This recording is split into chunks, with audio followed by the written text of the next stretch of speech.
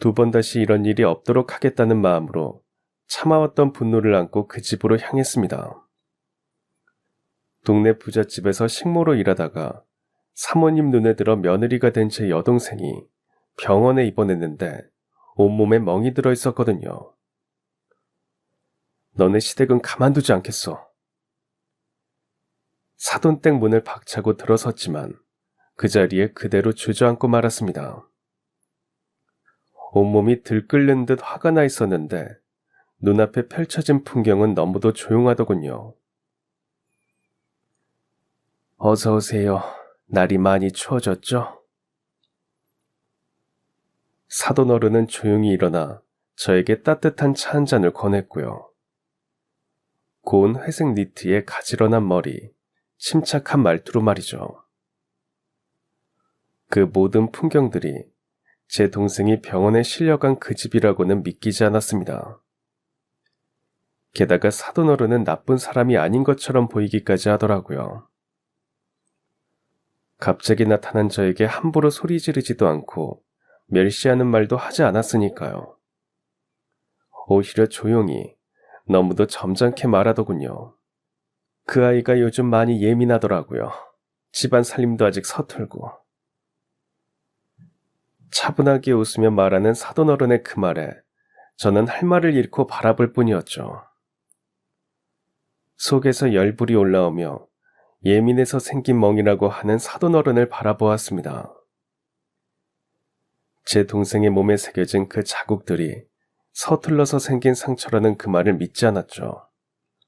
하지만 화를 낸 것이 무색하게 그저 멍하니 사돈 어른을 바라보기만 할 뿐이었습니다.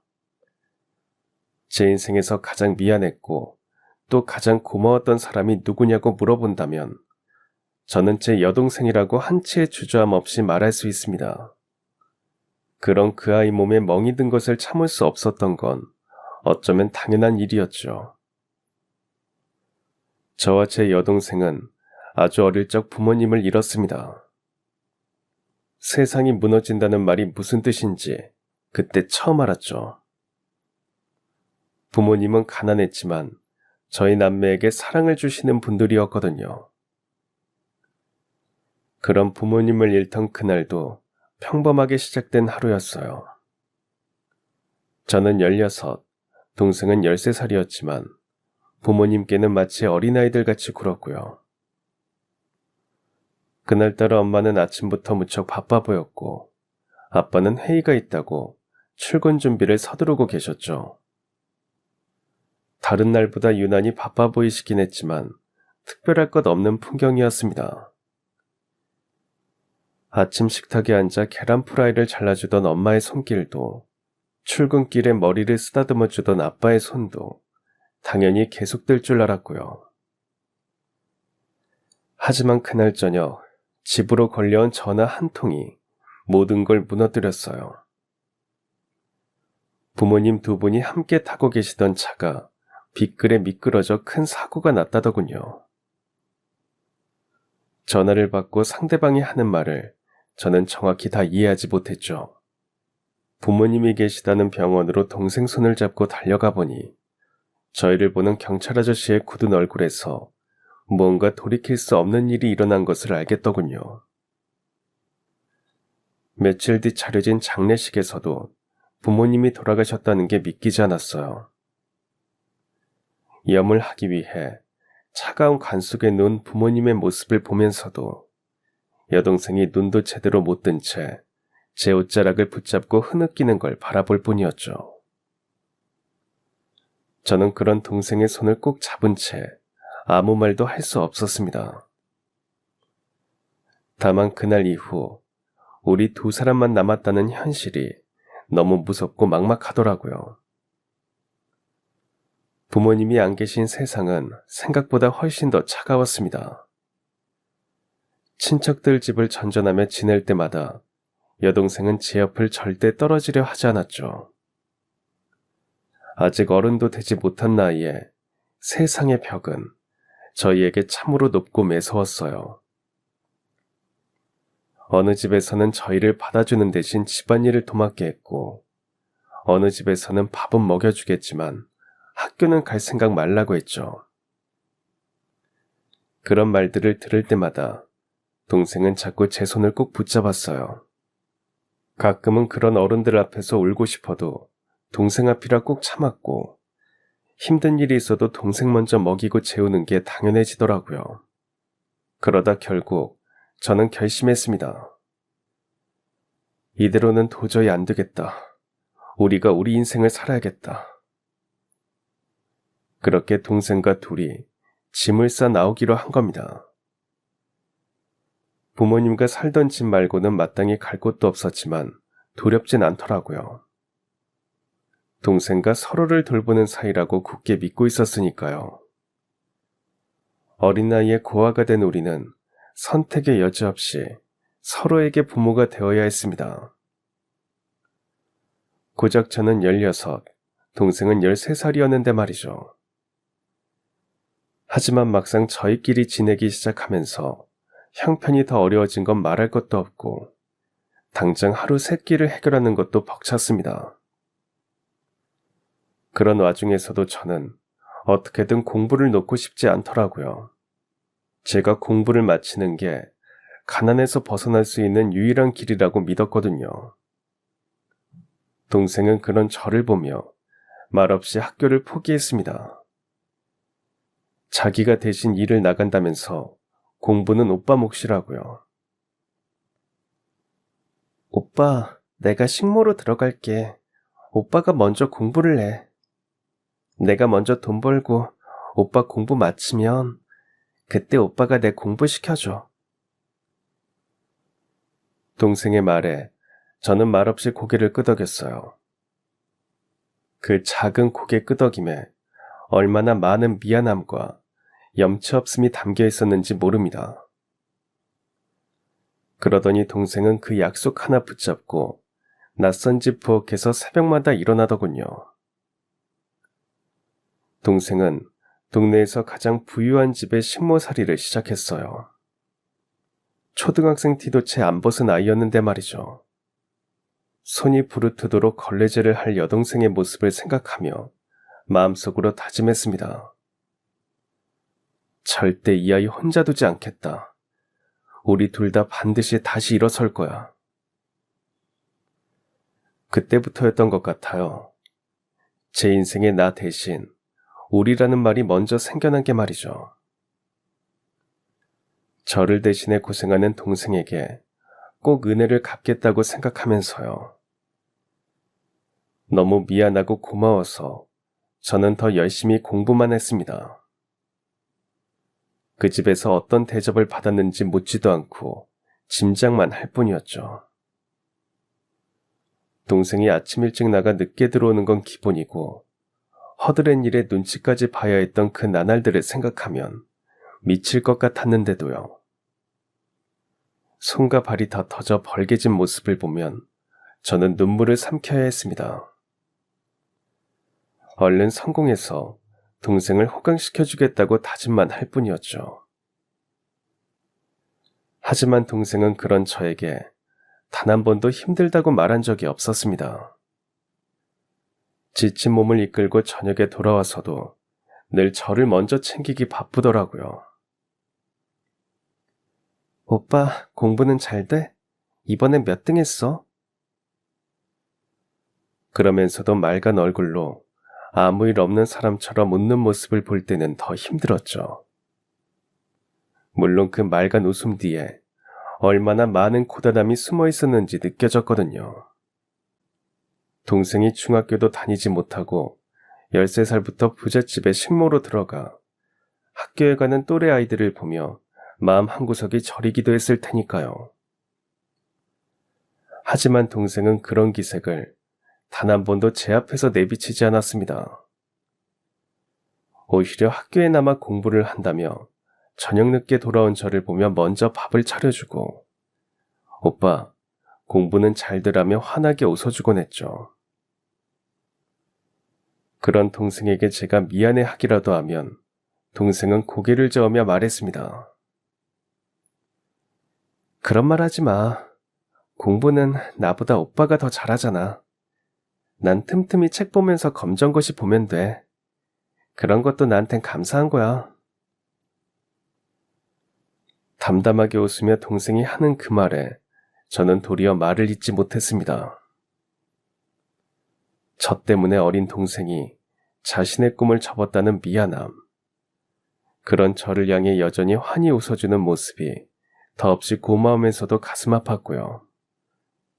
다행히 제 성적은 좋은 편이었고 지역대학에 장학금을 받고 갈 정도는 됐습니다.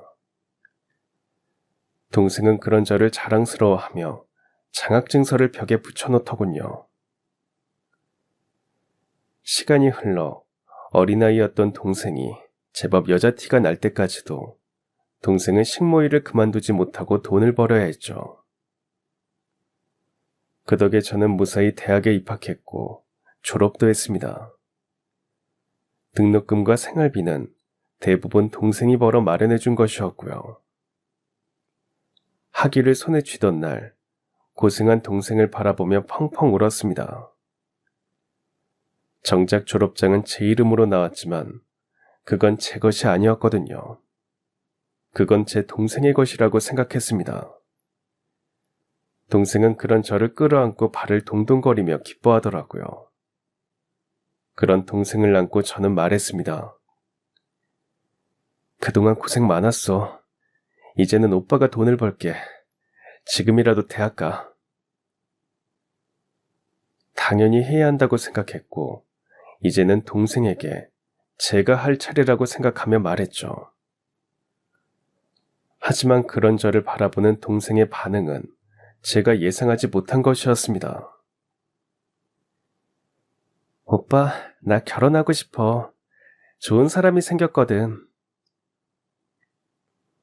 수줍어하며 그렇게 말하는 동생을 바라보며 저는 놀랄 뿐이었죠. 어린 나이에 저에게 먼저 공부를 하라며 13살이던 동생이 신모살이를 했으니까요. 제 동생이 어른스러운 아이이긴 했지만 결혼을 이야기하기엔 이르다고 생각했거든요. 부모님 없이 자라던 우리 남매에게 세상은 호락호락하지 않았기에 서로가 아닌 다른 누군가를 마음에 들이는 일이 쉽지 않기도 했고요. 그런 동생이 그 누구도 아닌 그 집 아들과 연애를 할 거라고 상상도 못했죠. 사랑을 해서 결혼을 하는 거라는 생각도 안 들더라고요. 그런데 그 집 사모님이란 분이 참 특별한 분이셨더라고요. 그저 잔심부름이나 시키려고 드린 동생의 손끝 하나, 말투 하나까지 유심히 보시더니 아이답지 않게 묵묵하고 사근사근한 동생을 좋게 보셨던 거죠. 사실 너무 부자인 그 집의 식모살이는 어린아이였던 동생이 감당하기엔 너무나도 큰 집이었고 해야 할 일은 끝도 없었을 겁니다. 그런데 깨부리지 않고 묵묵히 해내는 동생의 모습을 지켜보신 거고요. 그러더니 어느 날 동생에게 말씀하셨답니다. 이렇게 너처럼 착하고 부지런한 아이가 그냥 식모로만 머물기엔 아까워. 검정고시라도 볼 수 있게 내가 도와줄게. 사돈어른은 그렇게 한 약속대로 정말 그렇게 해주셨대요. 바쁜 와중에도 동생이 공부할 수 있도록 시간을 내주셨고 책도 챙겨주시고 시험을 치르러 갈 때는 손수 도시락까지 싸주시곤 했답니다. 동생은 그런 사모님을 은인처럼 여겼고 정말 감사한 마음으로 더 열심히 일했고요. 또 주어진 시간만큼 열심히 공부했겠죠. 그렇게 하나씩 해내며 동생의 시간이 흘렀고 제가 대학을 졸업할 무렵이 됐답니다. 동생에게 이제 그만 고생하라며 대학 가라고 말했을 때 동생은 이렇게 말했죠. 오빠, 나 그 집 아드님이랑 결혼하고 싶어. 동생의 말을 듣고 처음엔 너무 놀랐습니다. 일하던 집 사모님이 아들과 동생을 엮어주고 싶다고 하셨다는 말에 저는 사실 좀 복잡한 마음이 들었거든요. 혹시 동생이 마땅찮은 혼처로 억지로 밀려가는 건 아닌가 싶어서요. 그 사모님의 아들이라는 사람이 제대로 된 사람인지 의심도 가고요. 그래서 동생에게 말했죠. 혹시 나한테 짐이 되기 싫어서 그러는 거라면 그만둬. 안 그래도 그 집에서 고생한 것도 마음 아픈데 결혼이라니. 결혼해서도 식모로 살게? 하지만 동생은 고개를 저었어요. 오빠가 걱정하는 거 알아. 사모님은 진심으로 날 아껴주시는 분이야.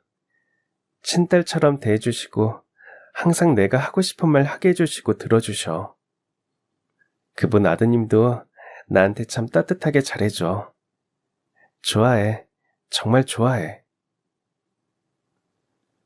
동생의 그 말을 듣는 순간 마음이 놓이면서도 한편으론 울컥했습니다. 제 뒷바라지를 하느라 너무 일찍 철들어버린 내 동생이 이제는 정말 사랑받는 사람이 되었구나 싶어서요. 동생의 표정이 진심으로 행복하게 웃는 모습이었거든요. 그래서 저는 동생의 결혼을 받아들였습니다. 그러더니 동생은 정말 그 집 며느리가 되었죠. 결혼식 날 사모님 사돈어른은 제 손을 꼭 잡으시며 이렇게 말씀하셨어요. 민지 같은 며느리는 내가 복 받을 거예요. 사돈어른의 그 말씀에 저희 남매가 서로를 지켜내며 버텨낸 시간들에 대한 하나의 보상이었는지 모르겠다는 생각이 들더라고요. 그리고 동생이 그 누구보다 행복하기를 바랐습니다. 매제와 사돈어른들은 제가 생각했던 것보다 훨씬 좋은 사람들이라 믿을 수 있었고요. 결혼한 지 얼마 안 됐을 때 동생이 제가 혼자 지내는 집에 놀러 왔습니다. 예전처럼 문을 열고 들어오는 순간부터 달라진 동생의 모습이 제 눈에 띄었죠. 얼굴이 한층 편안해졌고 웃음도 많아졌더라고요. 오빠, 나 요즘 진짜 잘 지내. 편하게 웃으며 말하는 동생의 그 한마디에 괜히 울컥했습니다. 부모님이 돌아가시고 늘 조심스럽게 살던 아이였거든요. 누굴 만나든 먼저 눈치를 보고 뭘 해도 혹시 누가 싫어하지 않을까 고민하던 동생이었는데 결혼한 후에는 자신 있게 말했으니까요. 행복하다라고요. 그런 동생 곁에 있는 매제도 참 좋은 사람이었습니다. 말수가 많진 않아도 동생 옆에 늘 조용히 있어주고 작은 것도 세심하게 챙기더군요. 동생 말로는 쉬는 날에는 같이 장을 보러 다니고 영화도 자주 본다더라고요. 틈만 나면 근교로 둘이서 드라이브를 다닌다고도 하면서요. 그런 일상들이 동생을 바꾼 것 같았습니다. 한 번은 매제 없이 동생이 집에 와서 같이 밥을 먹는데 이런 얘기를 하더군요. 오빠, 요즘은 매일 아침에 눈을 뜨는 게 즐거워. 그 말 한마디에 그동안 동생이 버텨온 시간들, 저를 공부시키고 지켜주기 위해 애썼던 날들이 떠올랐습니다. 아마 그 모든 고생들이 동생이 웃는 그 순간을 위해 있었던 거라고 느껴졌죠. 제 동생이 거리낌 없이 밝게 웃을 수 있다는 것이 참 좋기도 했고요. 웃는 동생의 모습을 보며 마음 깊이 다짐했습니다. 이제는 동생을 걱정하는 대신 믿어줘야겠다고 말입니다. 그렇게 잘 살아가고 있는 모습을 기쁜 마음으로 바라봐줘야겠다고요. 동생이 행복하게 웃을 수 있다면 그걸로 저는 족하다고 말이죠. 그런 제 바람대로 동생은 정말 잘 살더라고요. 아이들도 셋이나 낳았고 매제와는 언제나 다정히 웃으며 마주보고요. 동생네 부부를 보며 문득 그런 생각이 들었습니다. 저렇게 단란하게 웃고 있는 모습, 저게 바로 행복이구나. 예전엔 웃는 척만 했던 것 같은 동생이 지금은 눈가까지 웃고 있다는 걸 느꼈죠. 아이들이 집안을 왁자지껄 뛰어다니는 동안 매제는 동생을 돕는다고 하더군요. 오빠, 아이들 덕에 내가 얼마나 많이 배우는지 몰라. 어머니랑 남편이 잘 돌봐줘서 덕분에 아이들도 이렇게 잘 자라고 있고. 동생의 그 말에 그냥 웃기만 했지만 사실 눈물이 날 뻔했습니다. 저 때문에 고생만 하던 동생을 걱정하던 지난 날들이 주마등처럼 스쳐갔고 그 모든 시간이 결국은 그 순간을 위해 있었던 것 같아서요. 눈물을 겨우 참는 저에게 동생이 그러더군요. 오빠, 요즘은 아침에 눈 뜰 때마다 감사해. 그냥 이 사람 옆에 있다는 것만으로도. 그러니까 오빠도 좋은 사람 만나. 그 말을 들으면서 다시 한번 생각하게 되더라고요. 동생은 이제 제가 더 이상 지켜줄 필요 없는 사람이 되어버렸구나. 이제는 믿고 응원만 해주면 되는구나 하면서요. 그래서 동생은 저에게 더 미안하고 더 빚을 진 듯한 사람이 되어버렸습니다. 그렇게 동생이 잘 살아주는 것만으로 저도 충분히 행복했지만 말이죠. 그러다 시간이 흐르면서 저는 살던 지역을 벗어나 더 큰 도시로 이사를 했습니다. 더 나은 일자리를 찾다 보니 그 지역을 떠날 수밖에 없더라고요. 동생과 전보다 덜 만나게 되는 것은 힘들었지만 매제와 동생의 가족들을 믿었기에 마음 놓고 고향을 떠나올 수 있었죠. 월급을 받으면 틈틈이 동생에게 선물을 사서 보내기도 했습니다. 동생의 형편이 저보다 나은 것을 알지만 제가 해주지 못한 것들에 대한 한이 남아 좋은 게 보이면 동생에게 사서 보내주게 되더라고요.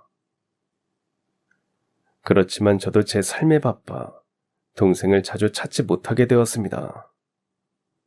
새로 정착하게 된 지역에서 지금의 아내를 만나 가정을 꾸리고 나서는 더더욱 동생과 오고 가는 게 힘들어지더라고요. 사이가 멀어지거나 아내가 싫어하는 건 아니었지만 거리가 멀다 보니 자연스럽게 그렇게 됐죠. 그러면서도 1년의 명절을 핑계로 적어도 한두 번은 오고 갔고 일주일에 3-4번은 전화 통화를 했어요. 그렇게라도 동생과 안부를 나누지 않으면 안 될 것 같았거든요. 동생은 통화할 때마다 여전히 잘 지낸다, 모두 다 좋다고만 하더군요. 저는 그 말을 단 한 번도 의심해 본 적이 없었습니다. 매제와 사돈어른이 잘 돌봐주실 거라고 믿었으니까요. 그러다 동생이 명절이라고 저희 집에 왔는데 안색이 좋지 않더군요. 동생은 시집을 가고 나서 단 한 번도 그런 일이 없었기에 놀랍더라고요. 아내도 그런 동생의 변화를 느꼈는지 힘드냐고 물어봤습니다. 아가씨, 요즘 무슨 일 있어요? 안색이 너무 안 좋아요. 고모부는 왜 같이 안 오셨어요? 멀리 오는데 아이들만 데리고 온 거예요?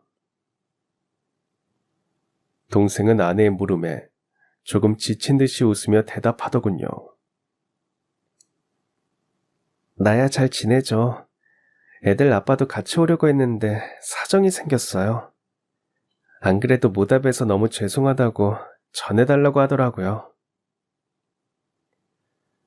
그렇게 말하는 동생을 바라보며 조금 불안하기도 했지만 믿었습니다. 사람이 살다 보면 좋기만 할 수 없고 다투기도 하는 거니까요. 그러다 언제 그랬냐는 듯이 화해도 하고요. 무슨 일이 있어서 동생네 부부가 힘들 거라고는 상상도 못했으니까요. 그러다 말겠지 하고 넘기려고 했습니다. 그래도 동생이 편해 보이지 않으니 찝찝하기는 하더라고요. 동생이 아이들과 돌아간 어느 날이었어요. 오랜만에 고향 친구한테서 연락이 왔습니다. 같은 골목에서 자라 어릴 때부터 동생과도 얼굴을 자주 보던 친구였죠. 그 친구가 전화를 받자마자 이런 말을 하는 겁니다. 야, 너 동생 병원에 입원한 거 알고 있어? 순간 숨이 턱 막히더라고요. 제가 마지막으로 들은 동생의 소식은 며칠 전 통화였거든요. 저는 잘 지내요. 걱정 말아요. 오빠도 건강 잘 챙기세요. 그래서 처음엔 친구가 무슨 소리를 하나 싶었어요. 그런데 친구 말로는 자신의 어머니가 한동안 몸이 안 좋으셔서 병원에 갔는데 그곳에서 제 동생이 입원하는 모습을 봤다는 겁니다.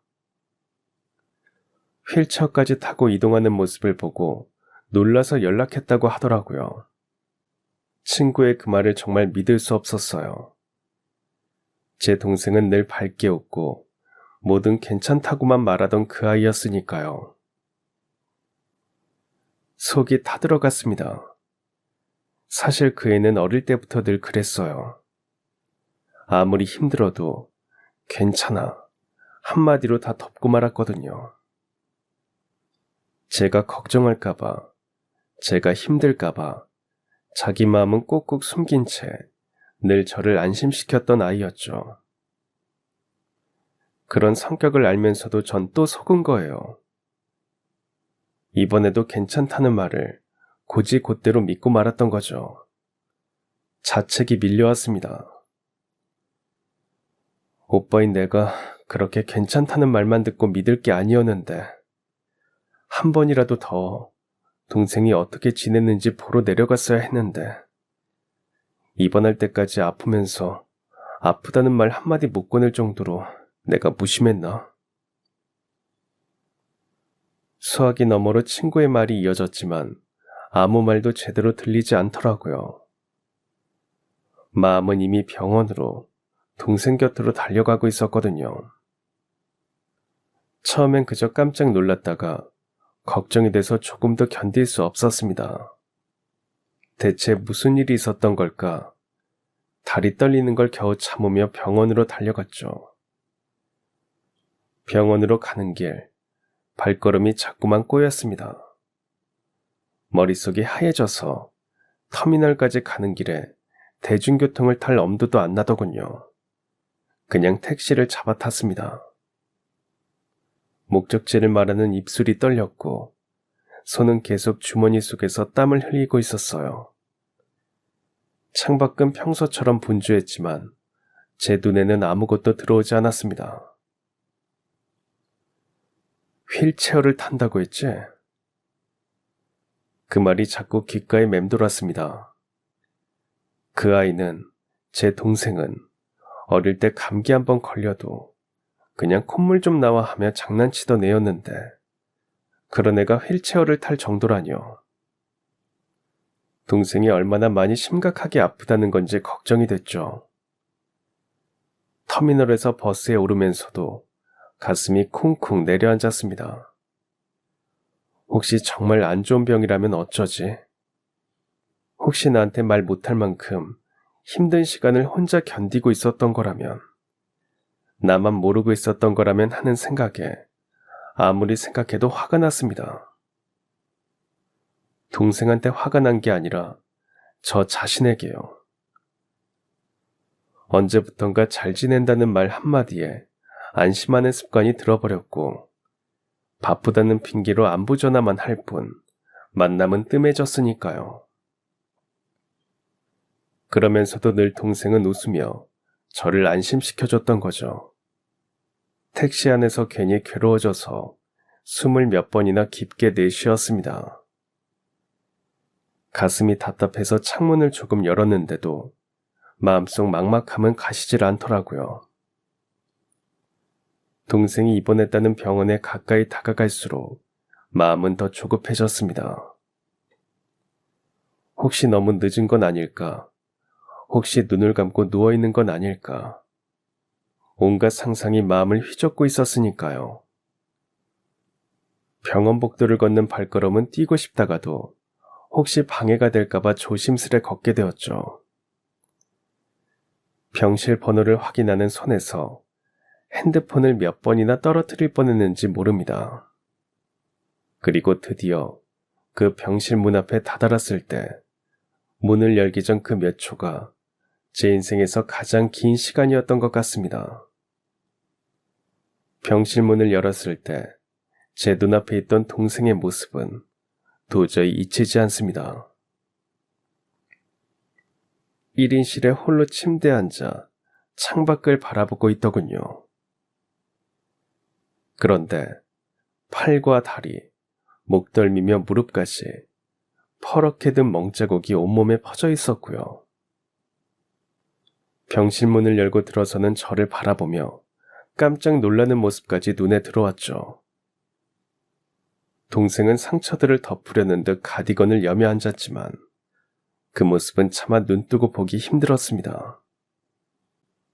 도대체 누가 이런 짓을 했어? 매제야? 시댁 어른들이야? 말해, 대체 얼마나 맞은 거야? 왜 이렇게 되도록 말을 하지 않고 있었던 거야? 동생은 눈을 피하며 조용히 고개를 숙일 뿐이더라고요. 아무리 채근을 해도 동생의 입은 풀칠이라도 한 듯 말을 하지 않더군요. 그 모습에 저는 더 이상 참을 수 없었고 그 길로 동생의 집으로 향했습니다.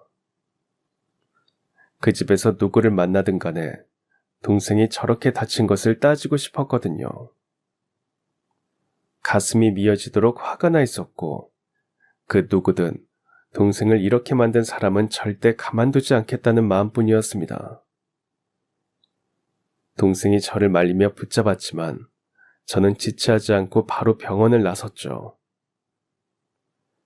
대문 앞에 도착해서 씩씩거리며 배를 누르고 현관문을 박차며 들어갔을 때 집안은 고요했고 거실 소파에 앉아있던 노부인을 보는 순간 제 다리가 툭 풀려버렸던 겁니다. 바로 그 모습을 볼 때까지 그동안 동생이 행복한 척을 했고 매제도 저를 속였다는 생각이 들더라고요. 제가 분노에 휩싸였던 이유가 그것이기도 했죠. 동생이 시집가서 그렇게 멍이 들도록 시집살이를 하고 있는 줄 알았던 거요. 하지만 그 모든 것이 전부 제 오해였습니다.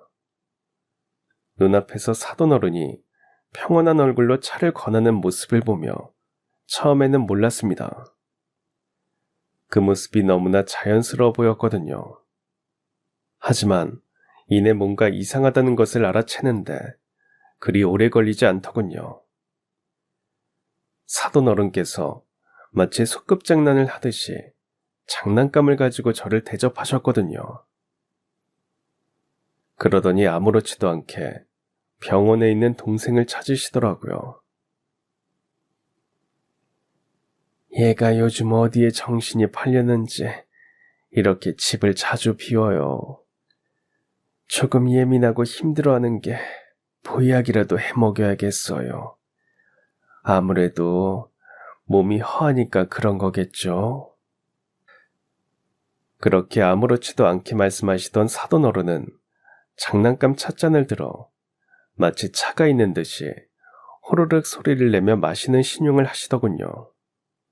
저는 그런 사돈어른을 보며 당황했습니다.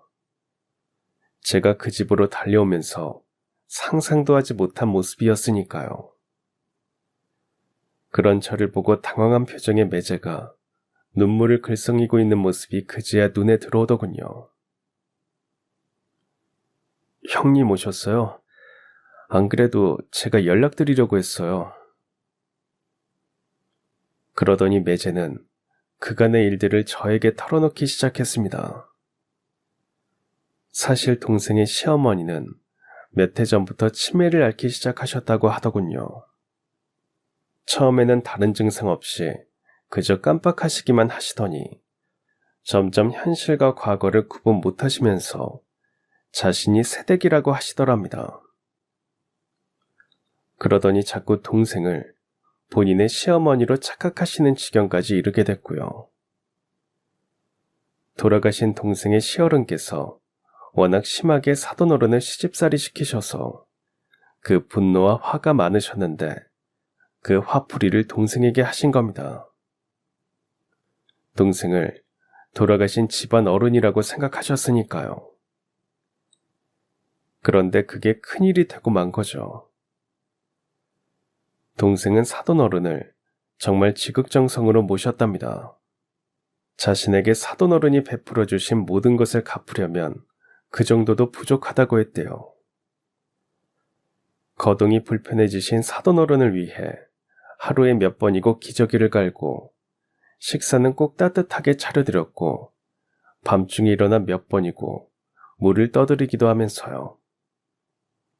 그런데 문제는 시간이 지나며 사돈어른의 기억은 점점 뒤엉켰고 결국 동생을 자신을 혹독하게 시집살이 시켰던 그 시어른으로 착각하게 되신 겁니다. 그날도 그랬답니다. 동생이 약을 챙겨드리러 다가갔는데 사돈어른이 갑자기 소리를 지르셨대요. 왜 또 왔어? 나 죽이려고 그러지? 내가 뭘 그렇게 잘못했는데 또 때리려고. 그리고는 들고 있던 리모컨을 동생을 향해 던지셨대요. 동생의 이마에 맞았고 이내 멍이 들었고요. 그러더니 동생이 눈에 띄면 자꾸 꼬집고 때리셨대요. 나한테 그렇게 했지? 내가 가만히 당하고 있을 줄 알고? 이제는 안 당해. 이제 나도 아들도 다 컸고 날 잘 따르는 며느리도 있어. 그러면서 동생의 이마는 푸르딩딩하게 부었고 팔에 푸른 멍이 여러 개 생겼답니다. 그 모습을 바라보는 매제도 그걸 보고는 참을 수 없었대요. 그만둬. 더는 그런 대접 받을 필요 없어. 당신이 뭘 잘못했다고. 그런데 동생은 조용히 말하며 웃더래요. 나는 정말 괜찮아. 어머니가 나를 때리는 손님도 약해. 사실 맞아서 몸이 아픈 건 별로 없어. 그냥 마음이 너무 아플 뿐이야. 그런데 어머니처럼 좋은 분이 그런 아픔들을 기억하고 있다는 게 더 마음이 아파.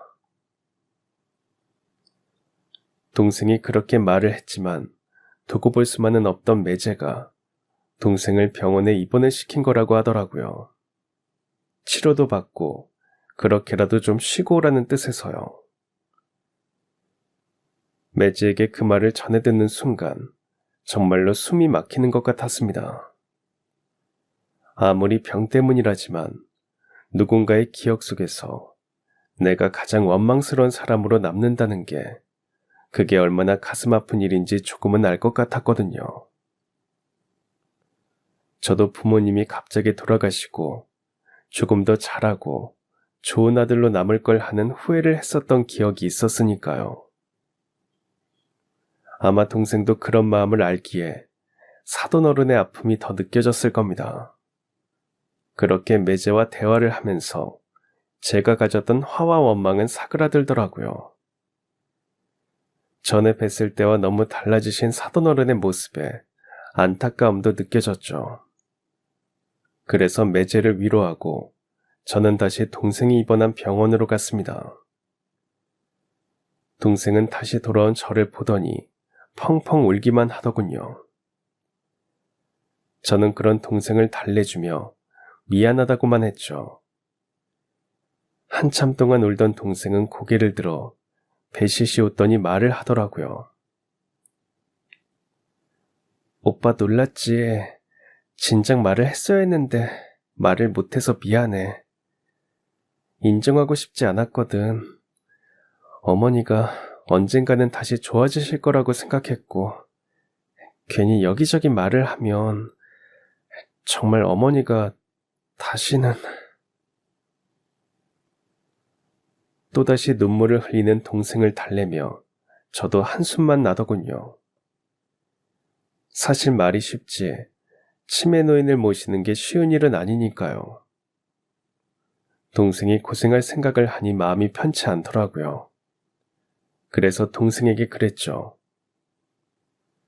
사람을 쓰던가 하지 왜 그냥 다 맡고 있었어? 이게 뭐니? 사돈어른도 정신이 드시면 미안해하실 수도 있는데. 그랬더니 동생이 그러더라고요. 아니야, 어머니 병수발은 내가 다 할 거야. 그래야 해, 오빠. 그렇게 해도 내가 어머니께 갚아야 할 마음이 한참 모자랄 거야. 솔직히 이렇게 입원할 정도도 아니야. 멍이 그냥 많이 들어서 그렇게 보이는 거지. 아픈 노인네가 때린다고 뭐 얼마나 아프겠어. 반복되니까 멍도 든 거야. 애들 아빠가 하도 난리를 치니까 마지못해서 입원한 거야. 나 진짜 괜찮아. 우리 어머니가 나 13살 때부터 아프시기 전까지 나한테 어떻게 하셨는데. 내가 이 정도도 못 견딘다고 하면 나는 진짜 나쁜 며느리야. 동생은 그렇게 말하며 저를 보고 웃더니 창밖을 바라보더군요. 동생은 말끝에 울음을 삼키며 이렇게 말했습니다. 오빠, 나 시어머니 없이 어떻게 살아야 할지 모르겠어. 진짜 엄마 같았어. 나한테 진짜 잘해주셨거든. 저는 조금 놀랐습니다. 아무리 좋은 시어머니라고 해도 그렇게까지 각별했나 싶어서요. 하지만 이야기를 듣다 보니 동생의 마음이 이해가 가기 시작하더라고요. 그동안 제가 몰랐던 이야기들을 동생이 해주기 시작했거든요. 동생의 이야기를 들으며 기억을 더듬어 보니 그게 다 사돈어른의 정성이었더군요. 동생이 결혼하고 처음 명절을 맞았을 때 집으로 과일 바구니가 왔습니다. 정갈하게 포장된 선물 세트와 함께 손편지가 하나 따라왔죠. 오빠, 명절 잘 보내. 항상 고맙고 미안해. 그땐 그냥 동생이 나름 오빠한테 정을 표현하는구나 싶었습니다. 그 후로도 생일이면 어김없이 작지 않은 용돈이 들어오고 설이나 추석이 되면 빠짐없이 선물이 도착했고요. 저는 늘 그래도 내 동생 결혼하고도 오빠 잊지 않네 하며 고마워했죠. 그런 동생에게 보답하기 위해 저도 나름 한다고 선물을 했던 거고요. 오빠한테 갔던 명절 선물들, 생일 용돈 다 우리 시어머니가 챙기신 거야. 동생의 그 말에 제 머리를 누가 툭 치는 것 같았습니다. 동생이 챙겼다고 해야 오빠가 좋지. 괜히 난 생색내기 싫다. 그리고 사실 너도 오빠에게 그 정도는 하고 싶지 않아? 그러면서 사돈어른은 늘 그렇게 말씀하셨대요. 오빠한테 잘하라고, 가족에게 신경 쓰라고 하시면서 본인은 뒤로 빠지셨답니다.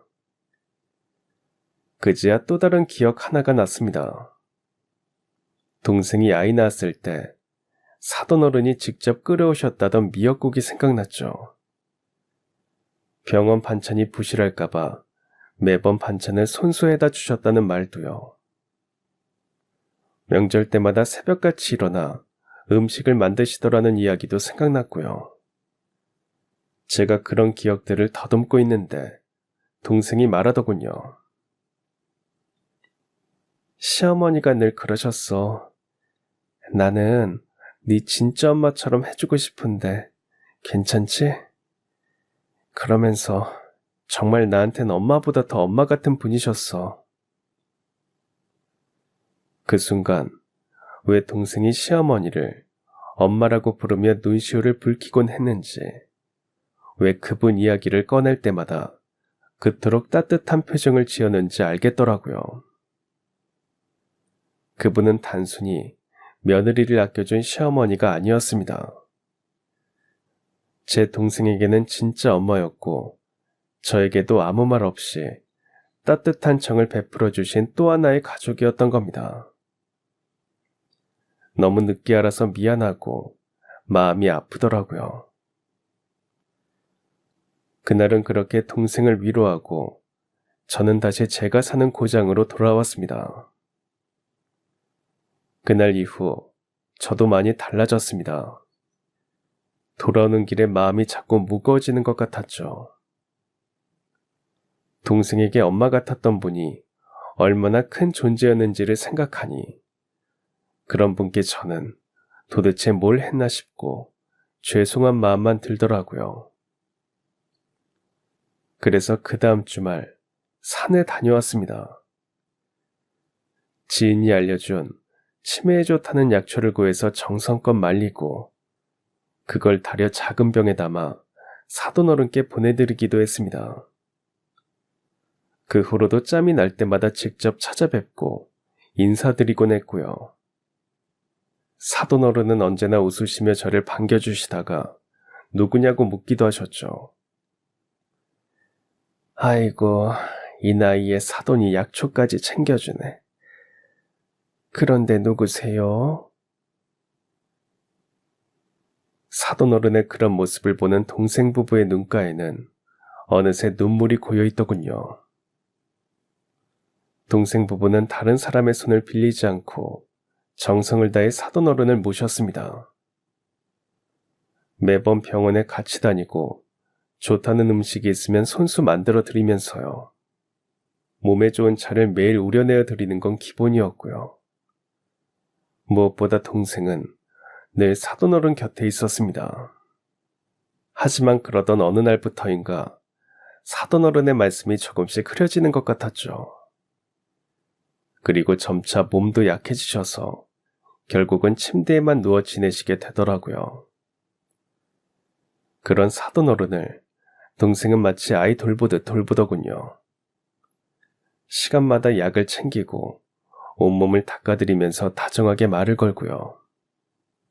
식사는 조금 더 남기지 않으려 한 숟갈 한 숟갈 정성껏 떠먹여드렸습니다.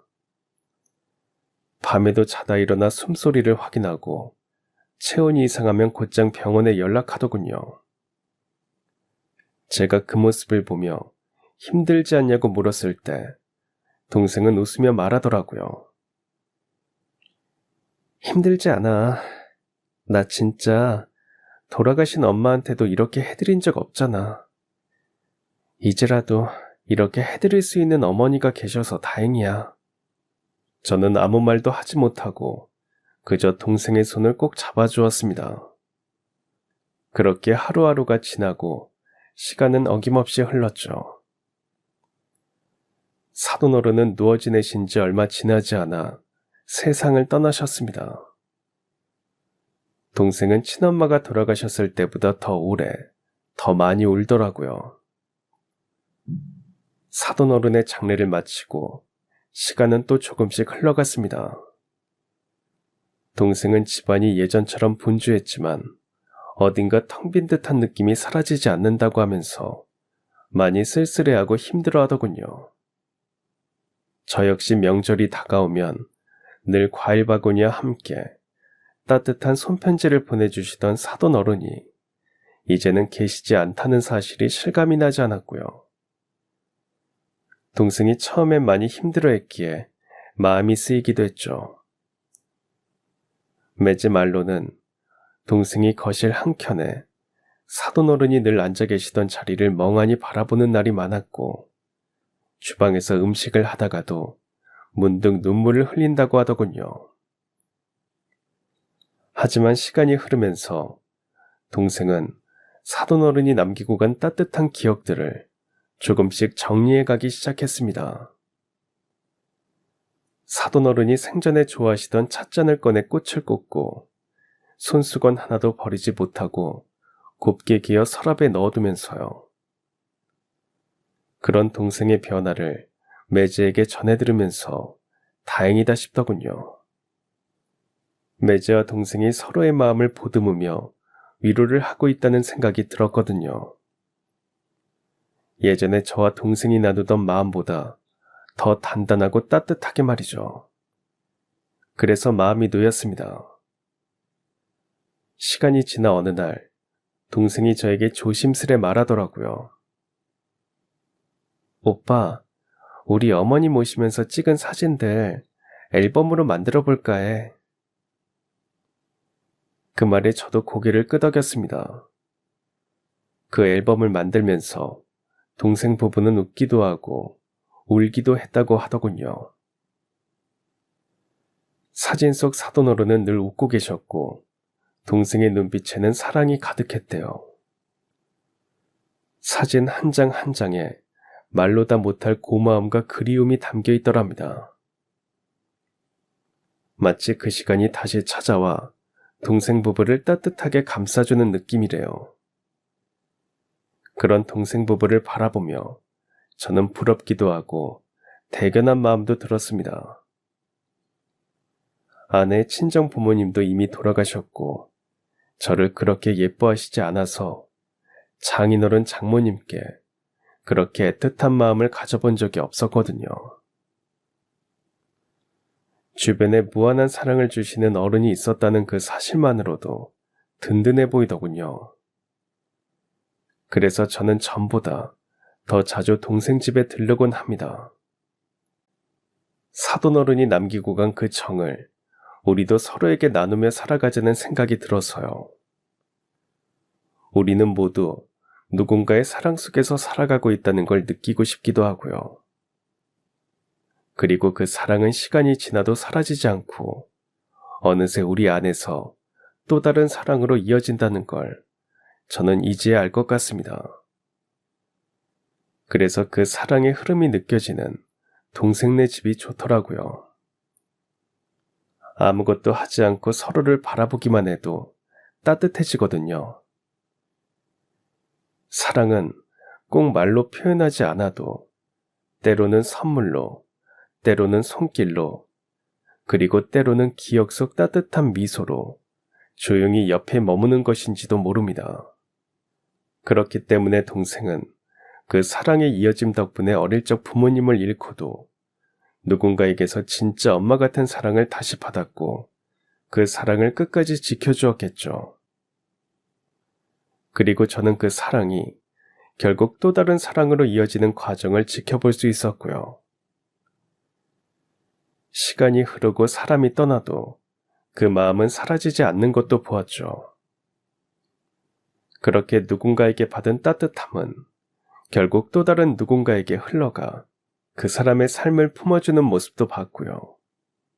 여러분의 삶에도 그런 사랑이 어디선가 조용히 머물고 있을 겁니다. 제 곁에도 있었으니까요. 동생네뿐만 아니라 아내와 아이들에게도 있었더라고요. 알고 있었지만 너무 익숙해져서 지나쳤던 거였죠. 그래서 저도 동생네 부부에게 배운 대로 사랑을 자주 표현합니다.